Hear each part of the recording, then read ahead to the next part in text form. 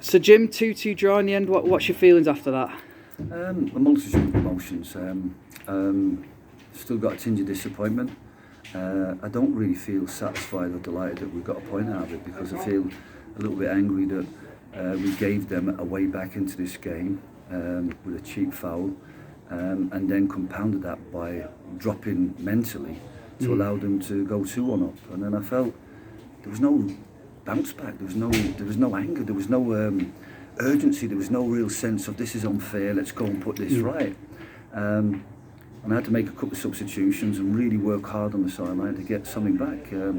So this is why I think this is the first point this team's got from a losing position. They've been able to hold on to wins, but they haven't been able to, when they've been losing, to actually come back and salvage anything.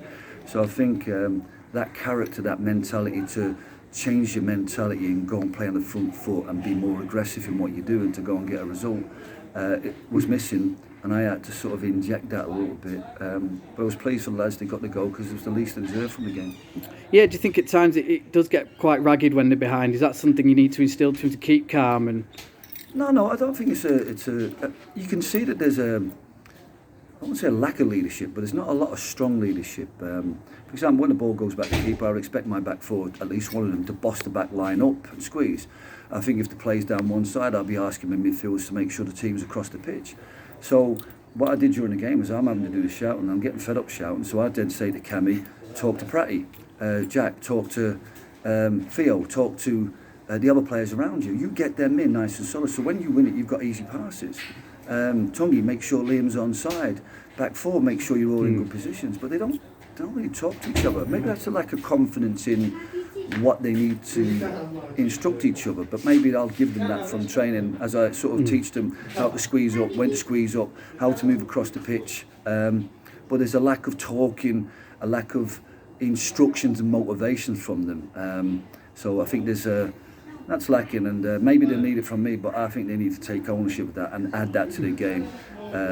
I don't accept that that's the modern way of players, you know, the nice. I think you've got to have a real strong match mentality, and when you're behind in the game and it's unfair, you need to be able to turn up your own energy, your own emotion, and go and drive forward to get the win.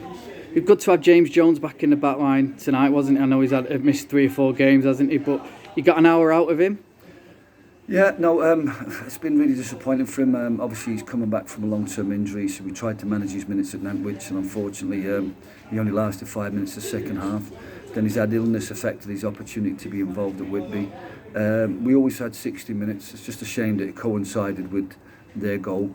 But yeah, Harry Benzer's coming back to fitness, so I was always hopeful of getting Harry on, tucking Theo in, and getting Tungy, who's been my player of the month in terms of his overall contribution in terms of set plays and impact in certain games, but his versatility has allowed us to make those changes. So really pleased for both James Jones that he got 60 minutes and Harry, because Harry looked lively, looked like he was going to beat a player, won the foul that we scored from at the end, and Carter as well. They showed energy and drive and passion to go and get the ball and cause problems for their defence, and that was lacking for large parts of the game. And a free Saturday now to get some training in with the lads before next Tuesday at Whitton. Yeah, loads of work to be done. I thought we made huge improvements, but you know, there's certain aspects of this team that I think are really good. They need to have different ways of playing based upon different moments of the game. I think sometimes we force play, we need to sometimes take the extra pass.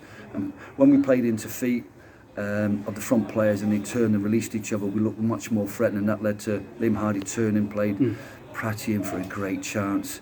We got Kyle in on the overlap, that was another great chance.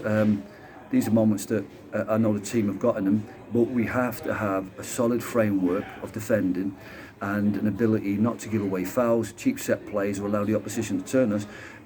Because the only time that we've won games and since I've been here is when we've kept the clean sheet. Brill. Cheers, Jim.